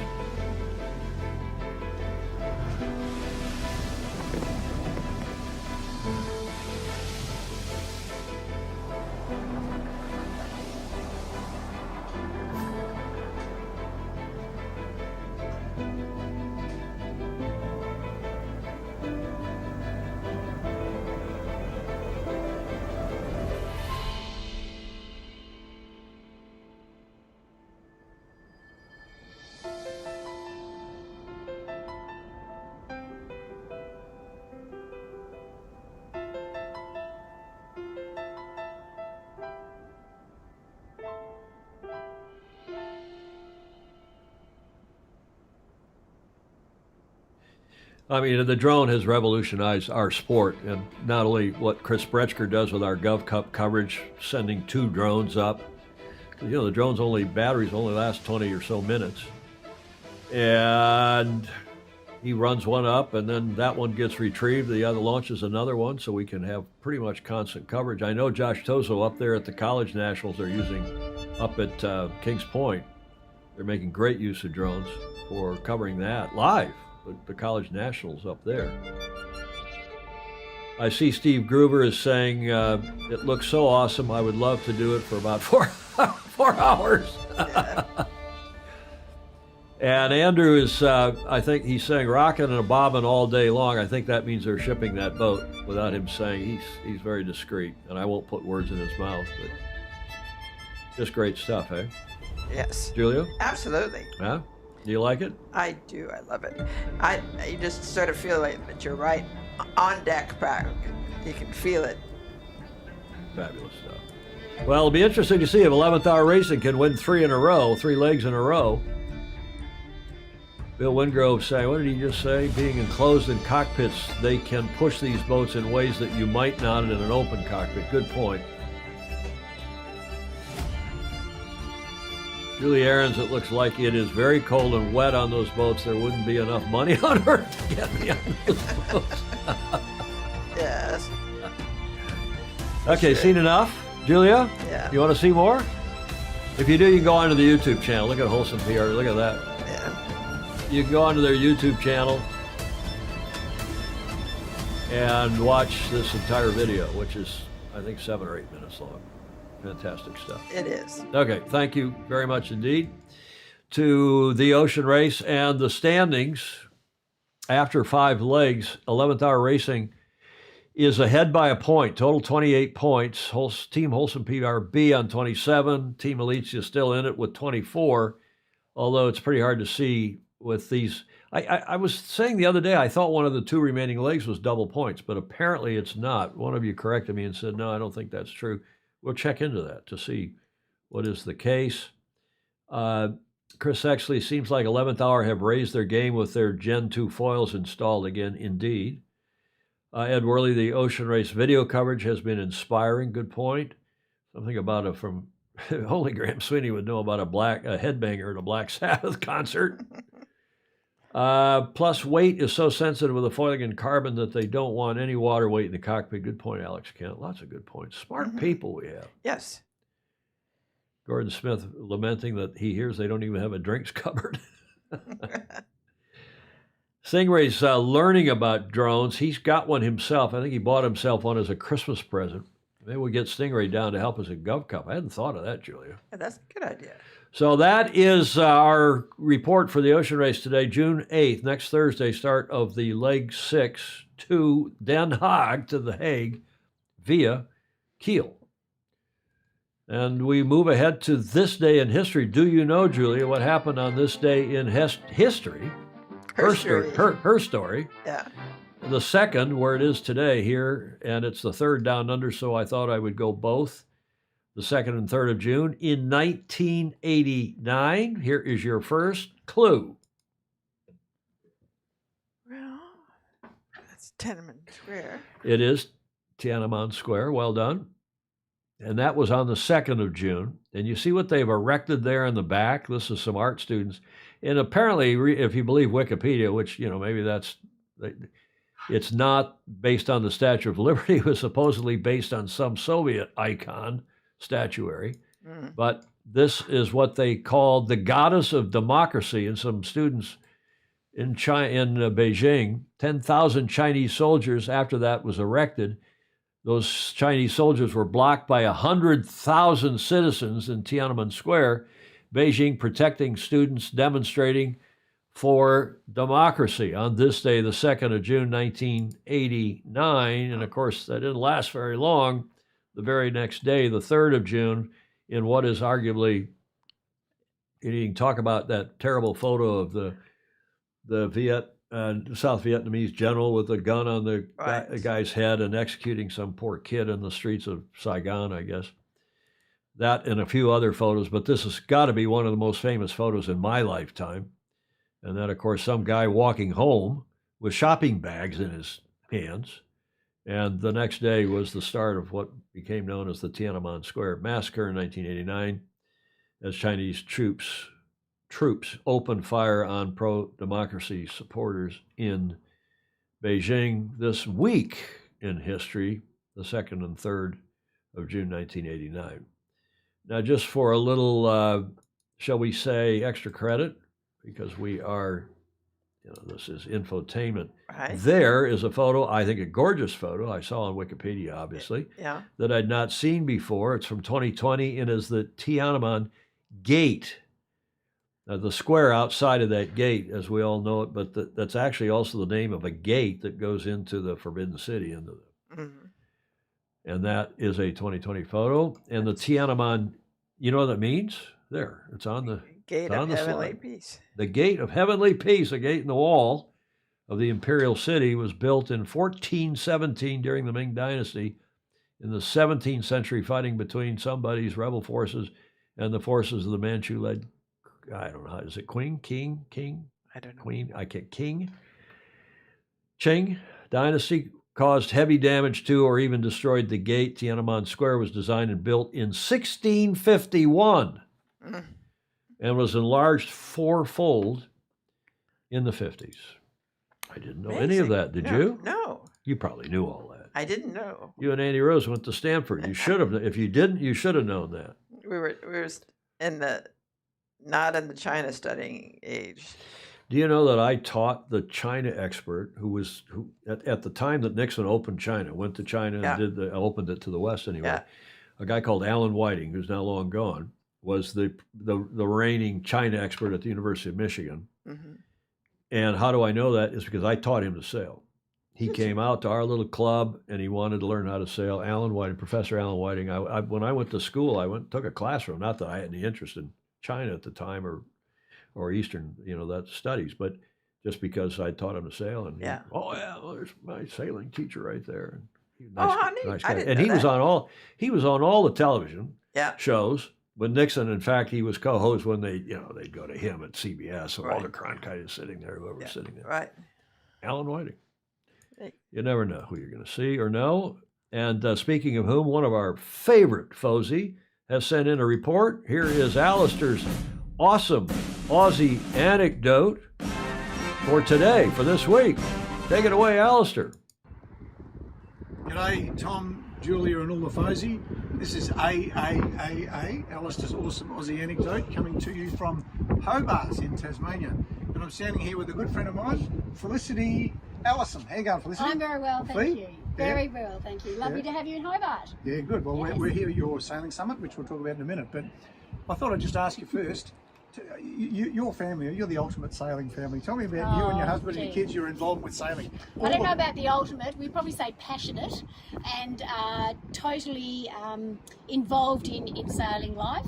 So I started at the age of 11 and a friend Same here, same age. So someone said, I've got somebody who needs a crew, can you come down fee? And that's how I started and just loved it. And luckily had very supportive parents who kept me going through it. Right through. So I would horse ride on a Saturday and I would sail on a Sunday. That's how I was brought up. And then of course met somebody who is a passionate boatman, not necessarily a sailing man, but he's learning. And then we have now had two boys who are now 18 and 20 and have lived life as sailors. They both started their tackers and their introduction to sailing at the age of 5. Been on boats since they were about 3 weeks old, and consequently now just live boats, both of them. Fantastic. And you're in the sailing industry. Sailing industry as well. Tell me about that. So, sailing industry as in our business, or okay. Right. We'll talk about your job after that. Then we'll talk about the job. All right. So that's my other bit of sailing thing. So we own a business which is a chandlery in Hobart called Peter Johnston's. It's been around for a very long time, and we've had it for nearly 10 years. Good plug. And your best supplier is? Oh, Ronston. Thank you. Absolutely. Thank you. Obviously goes without saying. Absolutely. And of course we have you to come visit, don't we? Yeah, and our relationship goes back a long way with that. Yeah. And now your job, you've got a new job, which I'm thrilled with. My new job. Yes, it just came at the right time for me. I was looking for something that, was different. I'm a teacher background and worked with marine and safety for the last couple of years, and I'm now General Manager for Australian Sailing in Tasmania. How good's that? So we've got Fee on board. I know. I get to talk about sailing all the time. Yeah. And we're here at the Sailing Summit for Tasmania, and I am so thrilled with what you've achieved with the numbers. Tell me about the numbers compared to last time. All right. Last time was a bit of a sad summit last year. We had great presenters, but a lack of response from clubs. So this year we have managed to get 25 clubs and associations together. in Tasmania and over 50 people here, and so far it's so good. We've had lots of response from people saying this is one of the best ones they've ever been, if not the best. Fantastic. So we had 5 clubs last time, we've got 25 this time. Yep. Which is most. It is most. I think there's 4 clubs that are not here, one of them being King Island, which is not the easiest place to come to, and one other club from the mainland, from further north, and 2 smaller clubs that actually I'm really struggling to get in touch with. I don't know if they exist. Well, you and your team, including Layla. Yeah, Layla's great. Yeah, she's great. She's got some energy, that girl. She's holding the camera, by the way. You've done a fantastic job. Thank well you. done. Thank you very good on much. Signing out. Felicity Allison. Yeah. We got to go with the outro with Alistair and doing his A4. Cool stuff. Nice stuff, Alistair. Absolutely. The president of Australian Sailing, making his round. He's going around doing these fora. Yes. I would say forums, but I went to the University of Michigan. Huh? Yes. Julie Ahrens would say that too. She went to Ohio State, I think. Or at least she's a fan of Ohio State. Okay, Alistair, thank you very much for that. We got another FOSI report that came in from Rick Bannerow we're going to go to in a moment. But first, let's cover the America's Cup news, the AC37 Cup date. And I wouldn't normally play an ad for a new sponsor, but this is a particularly well-done ad, an IMHO, in my humble opinion. And it's the sponsor, not only joining AC37 in Barcelona, but they're going to sponsor the Women's Cup, the Women's America's Cup competition. And we have some FOSI that have been are featured in this ad. Have a look. Let's hold it. Now let's go back. Now come on, run the ad, Tom. There it goes.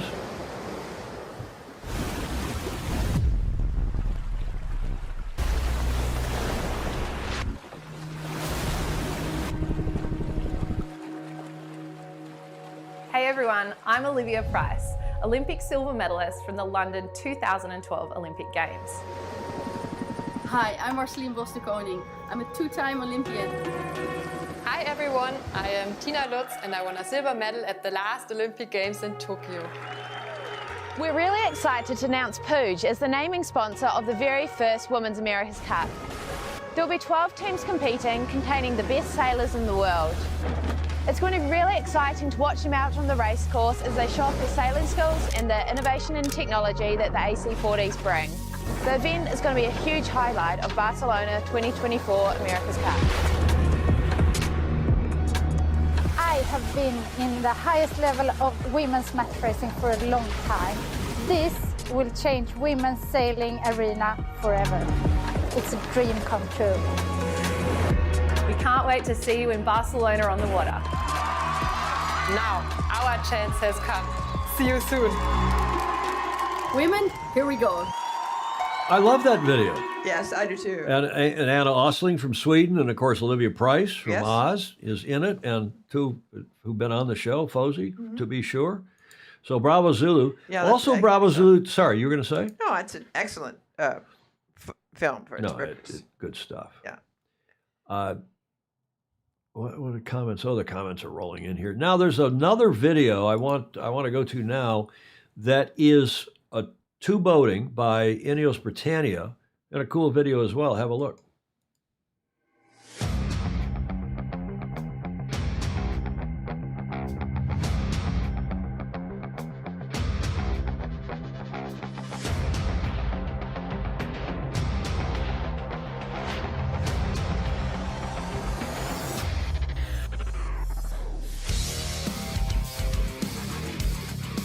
That was a good day. Get both boats out there on the water, AC40 and T6.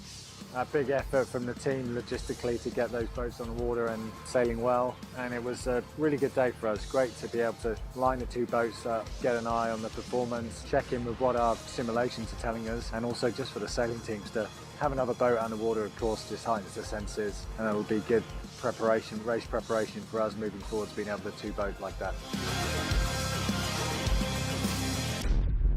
So Sir Ben's team doing a little 2 boating. They are, of course, still in Palma, but getting ready like all the teams are that aren't already there. Lingy is already there.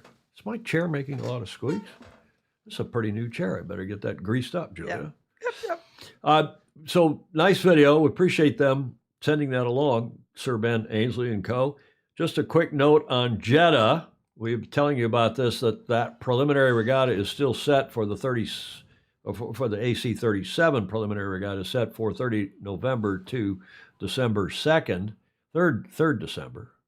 Let me try that again. The 30th of November through the 3rd of December, this preliminary regatta in Jeddah, and we told you several shows now about the ARB panel, the AC 37 ARB panel. Graham McKenzie, Chairman David Tillett. Graham's from New Zealand. David is from Australia, who stayed here at the Beach Street Yacht Club, right, Julia? Absolutely. Huh? Mhm.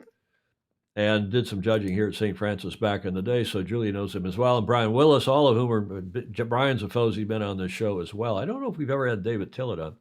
But we told you that, we predicted some time ago that they would take that application of New York Yacht Clubs and treat it like a hot potato and hand it back to Challenger Record Defender and say that New York hasn't exhausted all of their administrative remedies, which is true. First thing, and if their rules advisor, who I'm not going to name, he's an old friend, but I think he, and I'm not going to say it. It was Crutonic. He should. I am going to say it.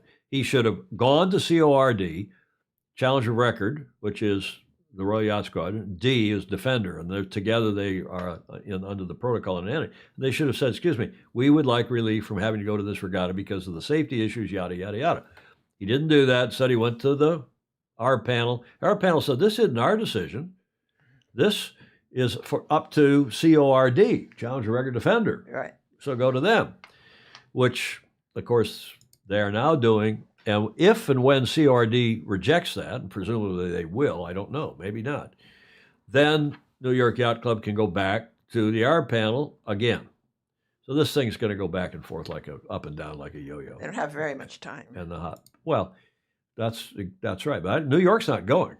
Yeah, I know. They're not going to go. And then what'll happen if our panel even says, "Well, you got to go because CORD said you do," as they said in their decision, they'll say you can always come back to the ARB panel because we are ultimately, it's up to us to give the penalty if you don't show up in Jeddah. And you know what they'll do? They'll give them a little slap on the wrist. Think so? Yeah. They're not. What are they going to do? Kick them out of the regatta? They need New York in the regatta more than New York needs them. I guarantee you. For sure.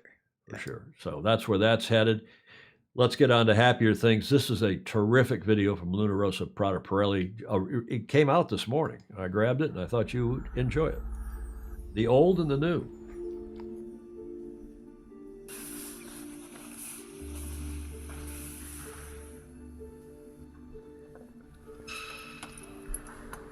È un momento importante storico per entrambi. That's Max Serena saying this is an historic moment for both of us. Meaning their team and this America Vespucci, Amerigo Vespucci. Luna Rossa, the kind of the Italian national sailing team.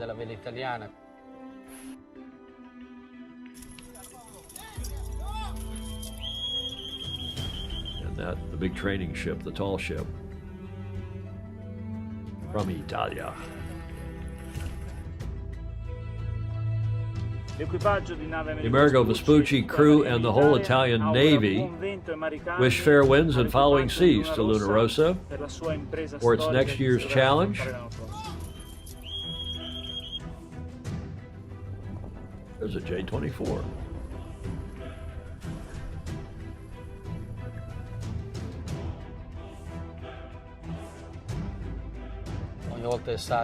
Every time I step on this ship, I get emotional because it brings back many memories, Max Serena is saying.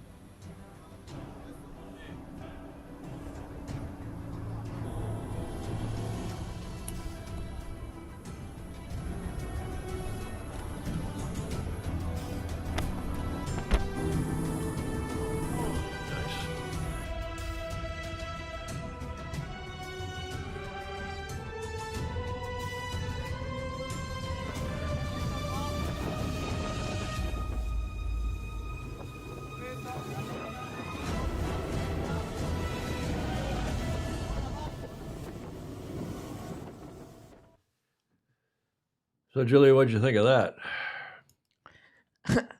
I was really just thinking, wouldn't it be fun for Luna Rossa to win? You think? Yeah.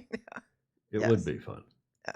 It would be. Italy would go nuts. Yes. Nice video and framing with the two vessels. Yeah, I ran a picture on my Facebook page that I guess Carlo Berlenghi took. I think the Americo Vespucci was in Auckland during the yes, it was, Stingray. I don't know during the last cup, but it was in Auckland at one point. Gordon Smith saying a factoid, the woolen sails for Viking longships took circa 3 years to make, weave, and were more valuable than the longboats themselves. Isn't that the case? And Ed Worley made an interesting point. He's right. They don't have working on modifying the sails. That is the current sails. They don't. If they don't like the sails, they reject them and they mold some new ones. That is basically true. You can do a little minor tinkering, but okay, yeah. 2000, Steve Gruber, who is very, very. He's an encyclopedia of America's Cup knowledge, saying it was 02 or 03. I think that's right. That's when I remember it being down there as well. The America Vespucci. Is that how you pronounce that? Yep. Amerigo Vespucci. Cool stuff. Yep. Nice video. Okay, that gets us to a question for all of you. I ran also on my Facebook page that is courtesy of Jody Shields. Not the question, but the segment is, and that is, this airline, according to a report on all over the media, it came out on NPR again this morning, and a long story. This is our national public radio. The airline is weighing passengers before they board international flights. Mm-hmm.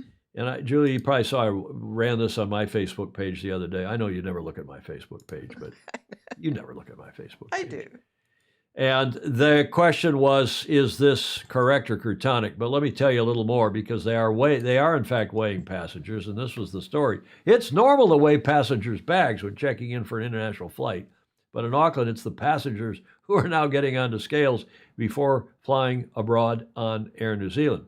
The goal isn't to single out passengers who might contribute to a plane being overloaded or out of balance. Instead, the airline says the process is part of a survey to gather real-world information. Now, when I ran this on my Facebook page, several of you immediately pointed out that A, the information they're collecting is not passed on to anybody. No. It's just a survey. They're trying to understand how heavy are people's. Right. But more importantly, you can opt out. It's not required to do it. So they run all these stories on the mainstream media, and they get everybody all excited. But in fact, it's not even required. It's a voluntary survey thing, and like most surveys are. And as Gordon Smith, it is correct. They are collecting the data anonymously and need to have the data to calculate fuel burn. Well, I'm sure it's fuel burn. It's big picture, long-term stuff. So I like the airline, I for one.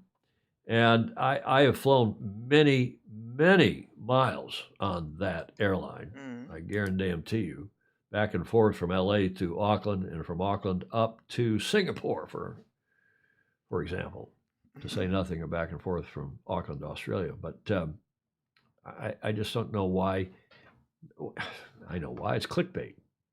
Right, Julia? Yeah. I was thinking of the days and flying in little planes when they really did need to know how much you weighed and to go on a... Well, that's a different issue. You get on a small plane now, and not only do they, because for fuel load, if you're flying along on a private plane, not only for fuel load, but also for balance. Right. You know, if you got a bunch of baggage in the back of a small plane, they may want to put bigger people in front, not in the bloody back, and make it a tail dragger. Yep. Yeah, island hopper planes do that. Here's the other point Fritz Mueller's just made. Is it correct? The next challenge is to fix seat sizes, as people get bigger. Or not. I was also on a 777 that had weight and balance issues due to cargo. Yeah, Peter Taylor, I can remember that. Peter made a nice comment about Tassie, about Tasmania. He's apparently been there, and he and his bride, Sandy, love it. Fat shaming, LOL. Ted Ryman saying in Cape Town. Okay, enough of all that. I just thought, who cares? It's clickbait, basically. I don't blame them for taking the survey at all. Last leg. Now, this is really a cool Fozy focus on Steve Bannerow, but more importantly, what he is up to, which is helping clubs, particularly Stanford Yacht Club and others on Long Island Sound, do their thing with, voluntary photography and promoting and writing stuff. I've known Rick since more or less 19 84, I think. We had a quick, brief chat this morning. Remember I told you about the Stanford out around Block Island race. It's called the BI race, the Block Island race that Storm Trisul runs every year on our Memorial Day weekend. And it's an overnight race out and around the island to starboard. And the current there in that part of, this is called the race because the current flows in lots of different directions and it changes every 6 hours with the tide. It's a very challenging race in the race. Long Island Sound, Block Island Sound, and then this is Rhode Island Sound out here, and it's all very interesting. So that race has been going on since 1946, and it's a big deal on the East Coast, and it gets a lot of participation. And there's some other races, too, of similar Memorial Day weekend, similar note. But thank you to Rick Banera, who sent along some photos, and he has done a video I'll play for you in a moment. But this is the Stanford Yacht Club's On the Line, their beautiful race committee boat, and he took a few of these shots, and just a nice shot. I love these shots of the various boats. And I'm only going to run a small selection because we're going to have Rick on the show in a couple weeks' time. A big event, and it's, it kicks off the sailing season for the big boats, at least, in Long Island Sound. This was the eventual winner, Christopher Dragon, first overall in ORC, or first in Class 5, ORC Class 5, and first overall. This is a boat called Gemini 2, a Swan 45 that was second in ORC 8, Class 8, and they were fourth overall. I just like the photo more than any. I don't know the people. This is one of Dawn Riley's teams. She has several teams from Oak Cliff in. This was Temptation, obviously, and they were sixth in ORC 8, and there were several other boats of note. And Rick sent a bunch of pictures, and I said, rather than me picking and choosing, you know the pictures better than I. Let's get you on the show and tell us about what is going on in East Coast yachting this summer. Give us a preview of East Coast sailing and yachting. And he's agreed to do that on Tuesday, I can't remember the 10th, I think it is. What is today? Tuesday. Not next Tuesday, the following Tuesday. So whatever Tuesday that is. But in the meantime, Rick filed this report at the prize giving for this race, the Block Island race, at Stanford Yacht Club. Have a look. Good afternoon, Fozy. This is Rick Banner reporting from the Block Island Overnight Awards Party. You can see the people enjoying the party behind us, wandering in and out. I'm going to switch the camera to the other. We're going to introduce Andrew Weiss. He is our first in class and first overall with his boat, Christopher Dragon. Yep. Welcome. Thank you. Glad to be here. This is the 12th Christopher Dragon? It's the 12th Dragon. The first one was a Ranger 33 my father had. Okay. In 1972, and when my wife and I started getting the boats about a dozen years ago, we couldn't think of a better name, so we just stuck with the name. And you shipped the boat to Australia to race the Sydney Hobart? We shipped, when we had the Sydney 43, we Yep. shipped it, we were actually on the New York Yacht Club cruise one summer, having a couple of Mount Gays, and said, why don't we do the Sydney Hobart? So we shipped the boat to Sydney and did that. It was a good experience. And your Block Island overnight race success is what? We've been pretty good. We won overall last year. We won overall this year. Overall last year was the third annual 75th Block Island overnight. We tried to do it a few times. And you also are Vice Commodore Storm Trisul. Vice Commodore Storm Trisul. Rear Commodore Larchmont Yacht Club. Rear Commodore Larchmont. I'm fully in for the next few years. And with the Block Island Race Week coming up, your wife is going to race Christopher Dragon, and you're going to manage the race. Yep. So when you're Vice Commodore at Storm Trisul, your job is to run Block Island Race Week, which turns out a full-time job. And for the Tifosi out there, you're not retired. No. I have a full-time job running a construction company, and we own a few hotels during the day. You'll have to get back to us with how you do that. I'm not quite sure. Well, congratulations on a great race, light air. Yep. How many sail changes do you think you had to do? Good question. The guy doing the foredeck, they said they did 25 sail changes, and then we got a new Genoa staysail this week, so we did a bunch. We did like 10, 15 staysail changes between downwind and Genoa staysail. So what you're saying is you're hiring for new crew? Our crew is really, we have a pretty good family dedicated crew. People have been around with a long time. on that. They've all stuck with us. You put that many sail changes on the foredeck. That's a lot to ask. Yeah, I ended up there a few times. They kick me off when I get there, like a few times. Well, as a good foredeck should. Yes. Thank you for your time. Congratulations again on your great sailing. Thank you. Okay. Now, exactly. I see Ted Ryman saying another great Fosey interview. And again, I encourage folks, the Fosey, to do this. And thanks to Rick Bannerow for doing that interview. And as I said, he is coming on Tuesday, the 13th of June. So that is not next Tuesday, the Tuesday afterwards. And he's going to give us live via Skype from his home in Connecticut, I guess, where he's going to be, who knows. Preview of the East Coast summer, what's going on the East Coast, what are the important events, what is going on at New York Yacht Club in Newport and beyond. We appreciate Rick agreeing to do that. We also appreciate very much his video. And again, invite, as you see, I mean, Alistair's audio wasn't perfect. Somebody's got the camera. We're going to get John Emmett to do some kind of a what's the word I want? Some kind of a demonstration, some kind of a forum. That's too formal a word. Yeah. And workshop. A workshop. Thank you. Say that again, Julia. A workshop. A workshop. Some kind of just a little quickie on to help people understand what to do, how to do it, what kind of equipment, and we're going to put together a little minimal kit of equipment that you can buy off Amazon that won't cost you an arm and a leg. That'll help you put the mic with the fuzzy on it, the dead cat, as we sometimes call it, or the even with Maddie Whitfield here, we put. This is an SM58, a classic. You see every singer in the band using these microphones. Sure microphones. You can't break them.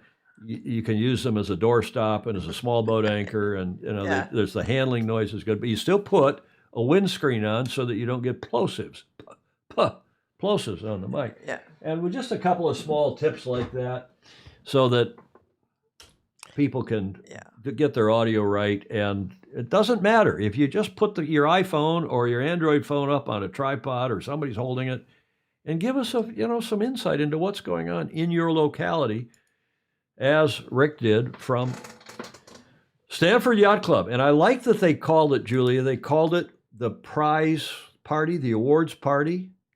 Yeah. Not ceremony, called it the party. Yeah. The prize party. Prize party. It was alliteration. Yeah. I like that. And I think a tutorial. Thank you, Stingray. Yes. Thank you. Thanks, Jonathan Frank. The heroes of the foredeck. And we got to get that guy on. What a cool guy he is. You talk about contributors to the sport. Wow. Yeah. Commodore of this, rear Commodore of that, Vice Commodore of that, plus a racing sailor, plus he's got a day job. Yeah, I know. Or a couple of day jobs. Good stuff. Yes. Okay, that gets us blessedly, we're only an hour and 42 in here, so blessedly to the finish line of Bill Wingrove's famously cool photo. And another cool event. This one took place, a weekend, I guess it was last weekend, maybe it was the weekend before. Yeah, it was last weekend. And they are the winners of the day, and that is the RORC, and everybody who participated. A record 147 yachts turned out for the Myth of Malum race. And it's just one of the biggest races they've had, but also the biggest, I guess, since the pandemic. The name Myth of Malum, I talked, by the way, to Andrew McIrvin this morning, briefly, who called me from Italy. That guy's got the best job. He does. He's so nice and so smart, and he's flying around helping the Maxis. Where did he tell me he was? I even made a note. He's in Punta Ala. There's a Maxi event going on there. But this great RORC, we're making them the winners of the day, and everybody who participated. The Myth of Malum refers to a legendary ghost ship said to haunt the waters around Malum Headland. According to local folklore, the ship is crewed by the ghosts of sailors who perished in a storm off the coast of Yorkshire, and is said to appear as an omen of bad luck to sailors who encounter it. Aha. That race is run from the Solent on the Eddystone Light? Out around the Eddystone Light. My father was, did we sing that the other day? Yeah. My father was the keeper of the Eddystone Light. He slept with the mermaids one fine night. Yeah. And from this union there came three, a porpoise and a porgy, and the There was me. Yeah. Yo ho ho. Okay, so much for the Eddystone Light. The Royal Ocean Racing Club's Myth of Malum race attracted a record entry of 147 boats racing under the IRC rating rule, which is, of course, run jointly by the French and the Brits. For the Myth of Malum Cup, the 235 nautical mile race attracted the largest entry for any offshore yacht race since the 2022 Newport Bermuda. Good. So bravo Zulu to them. We make them our winners of the day, including the winner of this is RORC Vice Commodore Eric de Turkheim. We've talked about him before. He's French, racing this NMD 54. It's a French boat. Teasing Machine. He was the winner. Runner-up was RORC Commodore. There must be something incestuous here. Commodore James Neville in his debut race with a Carkeek 45. Inno Noir. Now, by the way, that apparently the color of the boat and something to do with the wine, it's not Pinot Noir. They took the P off. There may be a joke there. And call it Eno, not Inno Noir. Third was the family de Graaf's Curve 43 Baraka GP. Fourth was Jean-Pierre Barjon's. Okay, enough of all that. And there was a multi-hull line honors as well. But Bravo Zulu, winners of the day, the RORC, and everybody who participated. It was apparently, by all accounts, a grand event. The croutons du jour, not Air New Zealand, anyone who criticized them, because as we reported to you accurately, the survey, you could opt out of it. They were just, I think, trying to do the right thing. And all the media, particularly all the media who criticized Air New Zealand, they are our croutons du jour. Right, Julia? Absolutely. You agree? I do.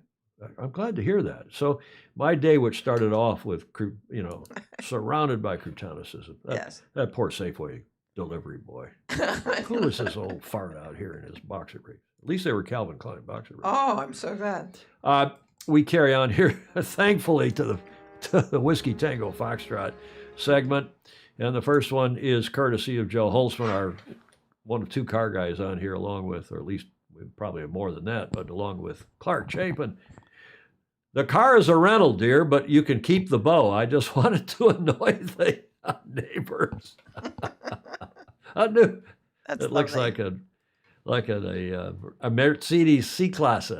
Yeah. I don't know what it is, but I think.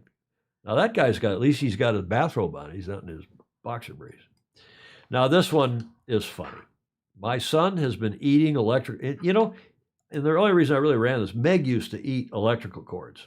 Oh, it must taste really good. Oh, well, they don't, but kids like this, especially when they're, what do you call it, when their teeth are teething, when they're breaking. So we have the best answer. To get the best answer, peel off the lower third. My son has been eating electrical cords. What do? Ground him until he conducts himself properly.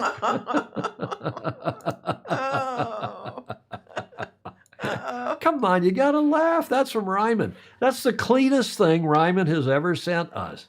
But it's very good, too. I like those kinds of. Ground him until he conducts himself properly.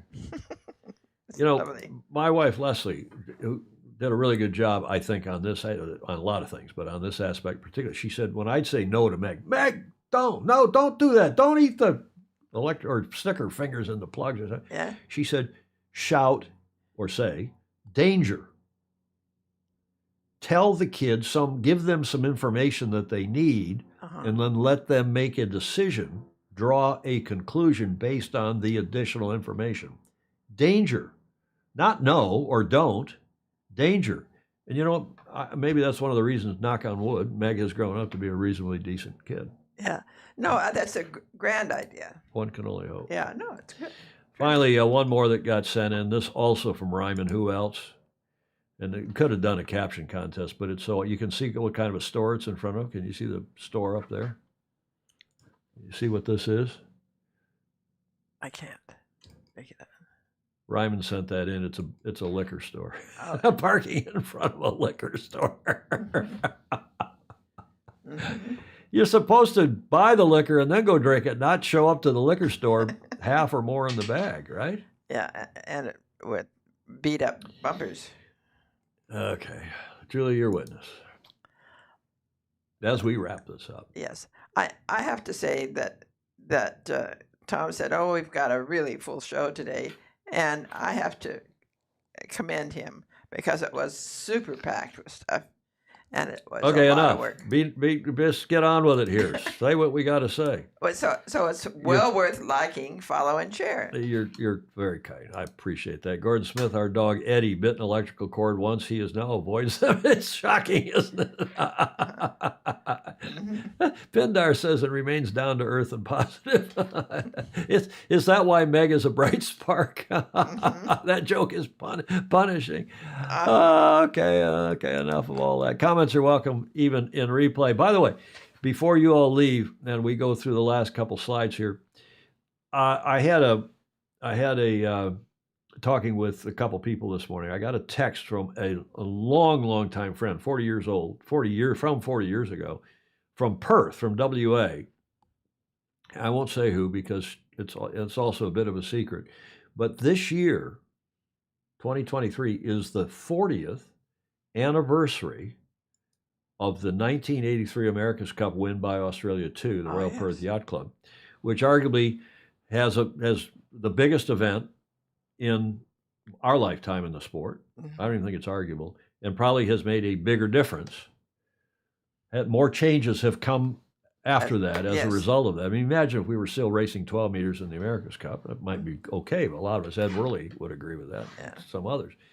So this is the 40th anniversary of that, and we're going to dedicate a good bit of September to guests and remembrances and celebrations of the 1983 America's Cup.